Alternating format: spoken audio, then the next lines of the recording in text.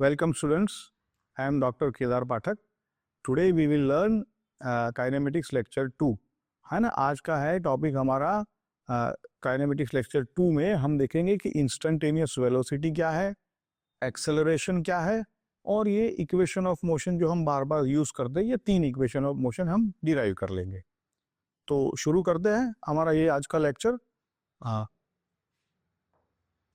देखो, हमने पहले लेक्चर में देखा था कि पोजीशन मतलब जो 1D में एक्स ऑफ टी जो होता है वो पार्टिकल जिसके अलोंग वो स्ट्रेट लाइन हमने एज्यूम किया है 1D मोशन में, तो ये एक्स ऑफ टी उसका पोजीशन बताता है, ये हमने देखा। अब इसी से हम डिस्प्लेसमेंट कैसे मेजर करते हैं, तो देखो कि between times T1 and T2, मतलब पहला T1 था उसके बाद T2 आता है, तो हम यहाँ पे डिस्प्लेसमेंट को डेल्टा एक्स कहेंगे। और डेल्टा का मतलब जैसे कहा था कि 2 - 1 फाइनल माइनस इनिशियल, और ये भी हमने देखा था कि ये वेक्टर क्वांटिटी है। Because of this vector nature it can B negative, positive और जीरो एज वेल, ये हमने कवर किया था। उसके बाद हमने देखा था एवरेज स्पीड और एवरेज वेलोसिटी। ये देखा था कि स्पीड में हमेशा डिस्टेंस आता है बाय डिफॉल्ट, और जब वेलोसिटी की बात करेंगे तो हमने ये जो डिफाइन किया है डिस्प्लेसमेंट वो आता है। ये हमने सब कवर किया था। और एक हमने ये अरिथमेटिक मीन, और ये अरिथमेटिक मीन हम इसलिए आज नोटिस कर रहे हैं क्योंकि हम इसका हाल इस्तेमाल करने वाले हैं। अरिथमेटिक मीन मतलब v1 + v2 + v3, ऐसा सिंपल मीन कि वेलोसिटी एवरेज के लिए हम आज यूज करने वाले हैं, है ना। और हार्मोनिक मीन भी हमने देखा था, but we will be using, that's why this are the things that we have covered. So let's go forward and see the instantaneous velocity and things like that. Okay, so एक बार हम वापस देखें कि हमने एवरेज वेलोसिटी को कैसे define किया था। तो देखो, हमने जब भी कहा वेलोसिटी तो ऊपर डिस्प्लेसमेंट आता है, तो हमने यहाँ पे डिस्प्लेसमेंट ले लिया x2 - x1 between 2 points time t2 - t1 आएगा, ठीक है। तो ये एवरेज स्पीड है, एवरेज वेलोसिटी के लिए डिफरेंस आएगा। अब इसमें क्या है कि this is okay as long as definition persist, but now in real life as we go along ये चीज ज्यादा यूजफुल नहीं है। ज्यादा यूजफुल क्वांटिटी आएगी इंस्टेंटेनियस वेलोसिटी। मतलब कि मैं, चलो एक यहाँ पे लाइन ड्रॉ करते हैं। मैं I am trying to explain कि ये लिमिटेशन कहाँ से है, कि ये जो है कि यहाँ से यहाँ तक ये आपका इनिशियल था, ये आपका फाइनल पॉइंट था। अब यहां से आप यहां तक चले, और हो सकता है कि इनके बीच जो ये मैं पॉइंट दिखा रहा हूं यहां पे आपकी वेलोसिटीज अलग अलग हो सकता है यहां 10 है, यहां 20 है, यहां 30 है, ऐसे करके ये लेट अस से ये बढ़ रही है ऐसे। It can be increasing, it can be decreasing, और it can be any values. But see now the point is, had it been a simple average, let us say we see these points x1 and x2, और यहां से यहां जाने में ये simply 100 metre पर second था हर एक पॉइंट पे, तो then the life would have been very easy. But in reality that's not the case. In reality most of the practical applications that in later stage, for example pump design करना है मुझे, many machines I want to design wherein such kind of velocities do not exist. What exists is variation in velocities from time to time, from point to point. So we will see what are the complications and how to use. But at this stage आप इतना याद रखो कि मुझे हर एक point की velocity की जरूरत है। अगर ऐसा है तो I can not use this definition. चलो ठीक है, बहुत टाइम ले लिया इसमें, आगे बढ़ते। तो हमने इंस्टेंटेनियस वेलोसिटी कैसे डिफाइन की है कि इस इंस्टेंट पे, मतलब जो हमने पिछले पॉइंट पे देखा था, एक पॉइंट पे अगर मुझे चाहिए तो मैं क्या करूंगा, यहाँ पे जो डेल्टा एक्स था, ये जो डेल्टा एक्स है वो बहुत ही छोटा कर दूंगा, है ना। और ये डेफिनेशन बोलता है कि in the limit delta T tends to 0। Obviously अगर डेल्टा टी मैं छोटा कर रहा हूं तो डेल्टा एक्स भी छोटा ही हो जाएगा। सो therefore we can say that the velocity which we are after is at a point, at a instant, at a instant or at a point in a space, ऐसा कह सकते हैं हम.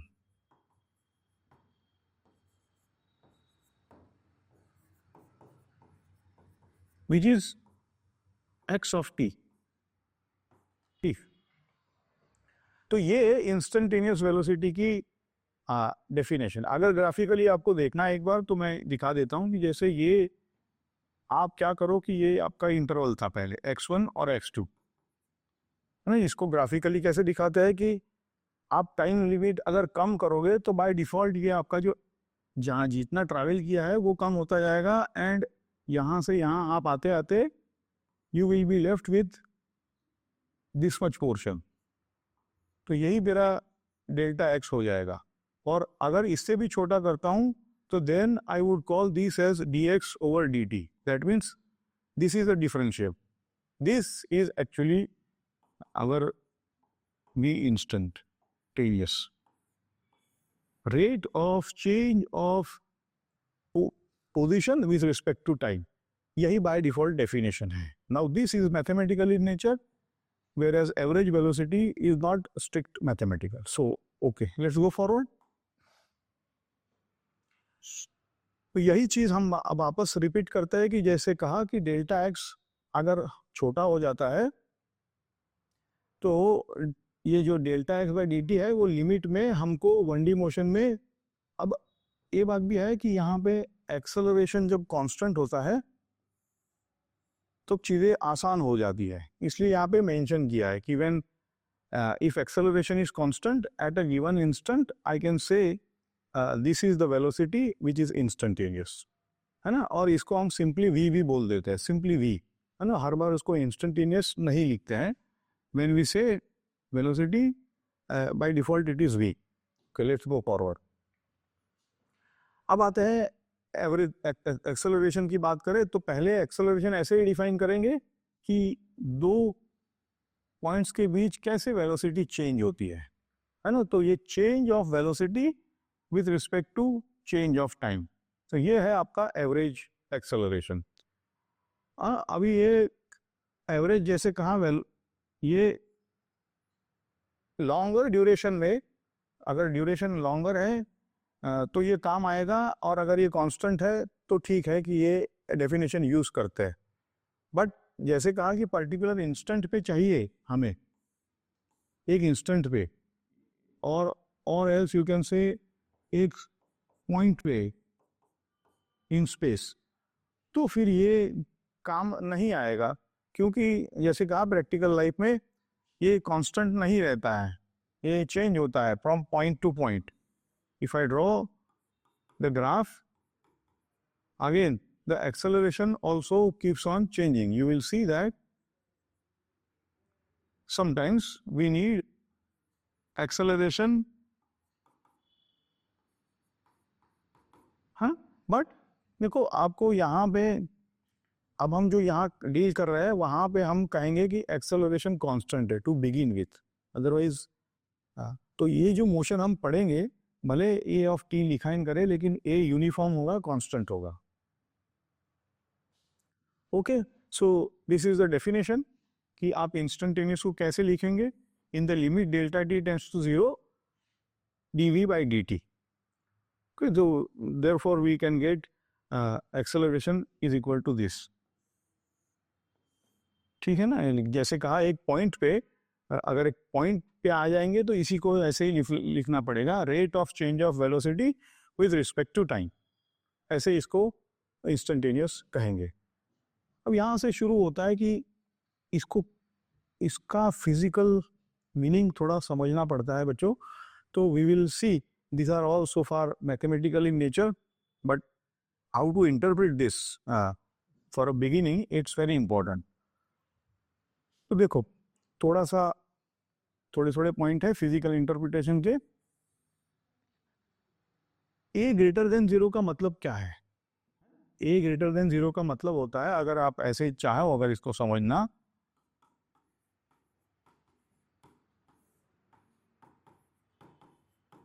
है ना, ये समझना आसान रहता है कई बार, और सब ये डिफरेंस जो है वो कई बार एकदम से समझ में नहीं आता है। तो इससे क्या मतलब निकलता है, अगर a ग्रेटर देन 0 है, अगर ये पहला a ग्रेटर देन 0 है, तो आपका जो वेलोसिटी है एज विद द टाइम, मतलब नेक्स्ट वेलोसिटी, वो भी बढ़ता जाएगा। लेकिन ये मीनिंग तभी आप लगा सकोगे कि आपकी डायरेक्शन कौन सी पॉजिटिव है। जैसे हम यूजुअली कहते हैं कि ये पॉजिटिव डायरेक्शन x है, ये पॉजिटिव डायरेक्शन y है ना।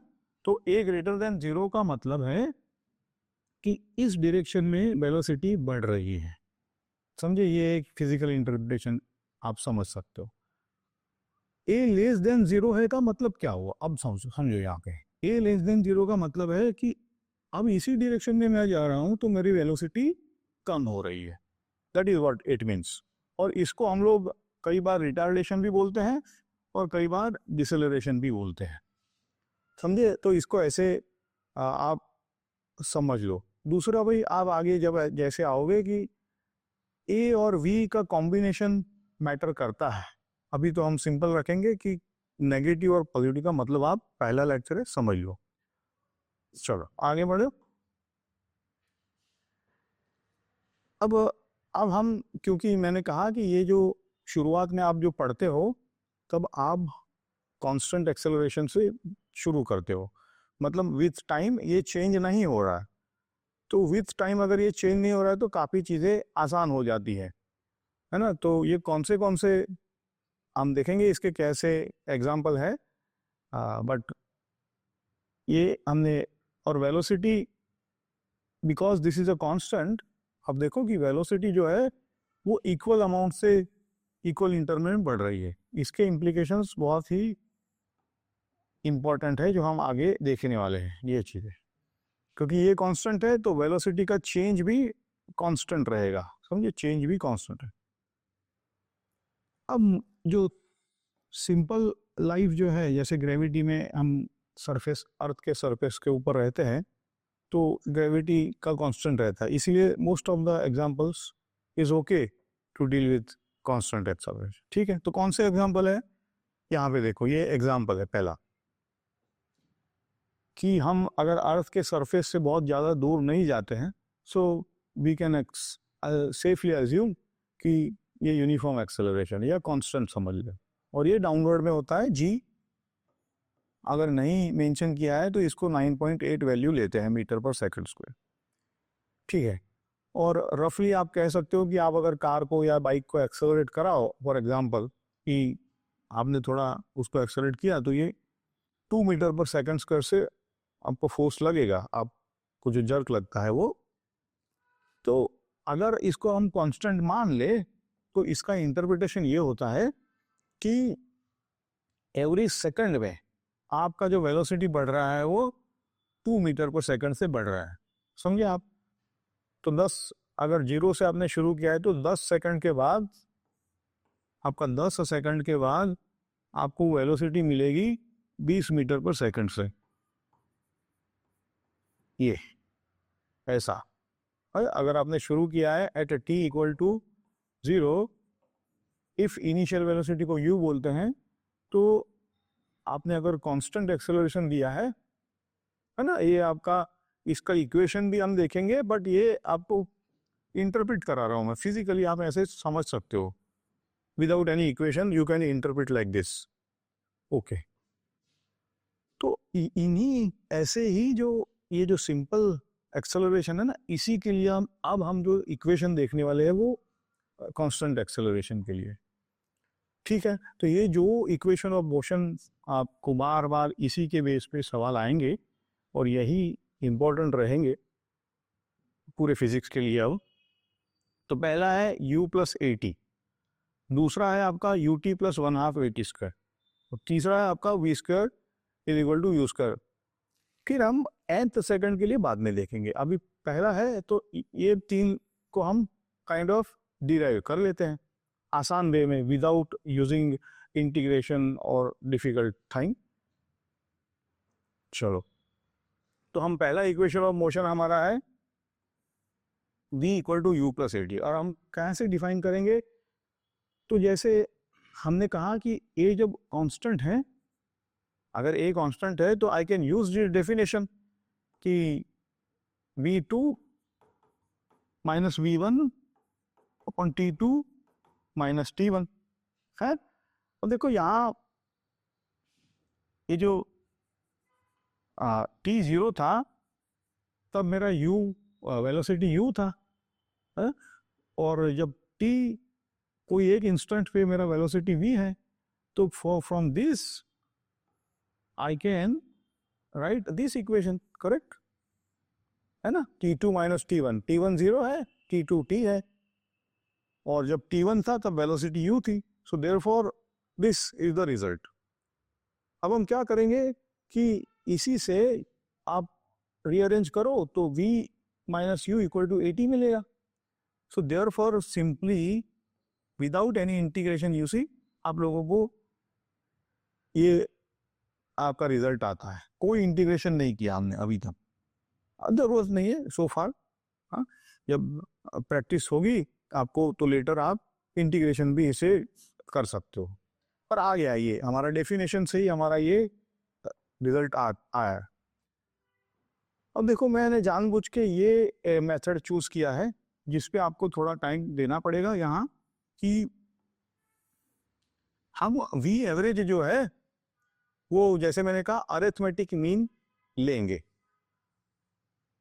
थोड़ी चीजें है, थोड़ा पेशेंस के साथ आप समझेंगे। यहाँ पे क्या है कि मेरा कांस्टेंट एक्सेलरेशन है पहली बात तो है, और जैसे मैंने कहा कांस्टेंट एक्सेलरेशन में इक्वल चेंज होगा आपका वेलोसिटी इन इक्वल टाइम। ओ, अब देखो ए कांस्टेंट एक्सेलरेशन ले लिया और इक्वल टाइम मतलब जो डेल्टा टी मैं ले रहा हूँ 1 सेकंड ले रहा हूँ, है ना? तो मेरा डेल्टा वी क्या आएगा? सेम आएगा। तो according to definition of A is equal to delta V by delta T, I can say कि डेल्टा वी इज सेम। और यहाँ पे मेरा डेल्टा टी मैं 1 सेकंड ले रहा हूँ, तो देखो कि इसी डेफिनेशन से मैं ये लिख सकता हूँ कि जब t 0 था तब वेलोसिटी u थी, जब t 1 था तो वेलोसिटी कितनी बढ़ी? सिंपली ए से बढ़ी, इस इक्वेशन से देखो, है ना, इसी से। तो ये आपका ना अरिथमेटिक प्रोग्रेशन कहा जाएगा। देखो आप कांस्टेंट एक्सेलरेशन के लिए आपका जो सीक्वेंस है वो अरिथमेटिक प्रोग्रेशन में आ रहा है। अब अरिथमेटिक प्रोग्रेशन तो आप लोगों को पता ही है। अरिथमेटिक प्रोग्रेशन में आपको अगर एवरेज वेलोसिटी चाहिए होती है तो आप क्या करते हो कि first term plus final term divide by 2, यही तो आपका एवरेज होता है अरिथमेटिक प्रोग्रेशन में, ठीक है ना? अब मैं ये दिखाना चाहता था कि जब कांस्टेंट एक्सेलरेशन है तब हमारा अरिथमेटिक प्रोग्रेशन आता है, और इसीलिए we will be using this definition and we are safe because of, समझे? ओके, चलो आगे बढ़ते हैं। ये जो दूसरा इक्वेशन ऑफ मोशन है इसको जैसे मैंने कहा कि हम डिराइव कैसे करेंगे, तो आपको पता है कि जो डिस्प्लेसमेंट है यहाँ पे s कहा है और हम डेल्टा x भी कहते आए हैं, सेम थिंग। तो ये जो s है वो हमारे 1D मोशन के लिए यहाँ पे a कांस्टेंट है, तो we can safely write this as s is equal to v average times t। मैंने कहा क्यों ये एवरेज आता है, क्योंकि अरिथमेटिक प्रोग्रेशन में हम बढ़ रहे हैं, ठीक है? तो इसीलिए I can safely write this. और फिर मैं मेरा जो डिस्प्लेसमेंट है यही मेरी वेलोसिटी थी average for this 1D motion, so I will simply plug in the velocity v here as this, क्योंकि हमने ये तो डिराइव कर लिया कि v तो ये है इस मोशन के लिए। तो जैसे ही मैं इसको यहाँ प्लग इन करता हूँ, you can easily C without any long algebra कि दिस इज द रिजल्ट, ठीक है? तो हमने वी कैन से कि सेफली ये भी हमने डिराइव कर लिया। आसानी से। दूसरा एक और भी तरीका है इसको देखने का कि जब कभी भी आपका जब कांस्टेंट एक्सेलरेशन होता है ना, तो आपका वेलोसिटी वर्सेस टाइम ग्राफ जो है, वेलोसिटी वर्सेस टाइम ग्राफ वो लीनियर होता है। देखो ये लीनियर का मतलब ये है स्ट्रेट लाइन। अब जब कभी भी स्ट्रेट लाइन होती है तो मुझे एवरेज जो होता है वो इनिशियल और जो फाइनल पॉइंट है उसका मिड पॉइंट, तो ये मिड पॉइंट यहीं पे अप्रोक्सीमेटली दिखाने की कोशिश की है। आपका जो मिड पॉइंट है वो इन दोनों के बीच का जो लेंगे तो ये मिड पॉइंट है। तो because of the straight line nature, समझे आप, ये लीनियर है। तो हम ग्राफ आगे देखने वाले हैं, but for the entire motion from final to initial average velocity is this is also graphically. आपको एक और तरीका है कि क्यों एवरेज ऐसे लिया हमने, ठीक है। ओके, अब हमारा आता है लास्ट मोशन जो है v square is equal to U square plus 2as। इसमें ना हमने टाइम के अलावा बाकी सारे वेरिएबल्स को इस इक्वेशन में हमने रिलेट किया है। तो ये इंपॉर्टेंट इक्वेशन है, कभी कभी आपको जब फंसते हो तो ये इक्वेशंस बहुत ही काम आता है। ओके, ये देख लो हमने बार बार, हम ये u जो है वो इनिशियल वेलोसिटी है, v फाइनल वेलोसिटी है, a कांस्टेंट एक्सेलरेशन है, तभी तो ये सब इक्वेशन है, अदरवाइज, और s हमारा इसमें डिस्प्लेसमेंट है, ठीक है। ओके, ये सारी कंडीशन है कि जैसे कहा था कि कांस्टेंट एक्सेलरेशन, और ये अब क्या ही है इसमें हम आसानी से डिराइव करेंगे। तो देखो ये इक्वेशन को डेरिवेशन में पहले हमने ये देखा कि v equal to U plus A T, तो इससे हमारा t निकल के आया, t v माइनस यू, ठीक। दूसरा हमने देखा कि s is equal to U T, तो ये जो t है वो हम यहाँ प्लग इन कर देंगे। जैसे ही प्लग इन किया तो s is equal to this. अब जो बचा है वो आपका सिंपल अलजीब्रा है, अलग अलग तरीके से करते हैं।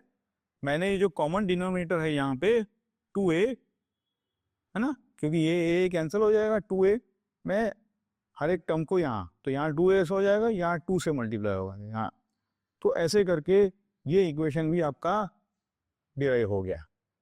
तो हमने 3 इक्वेशन देखे हैं। ये जो है v इक्वल टू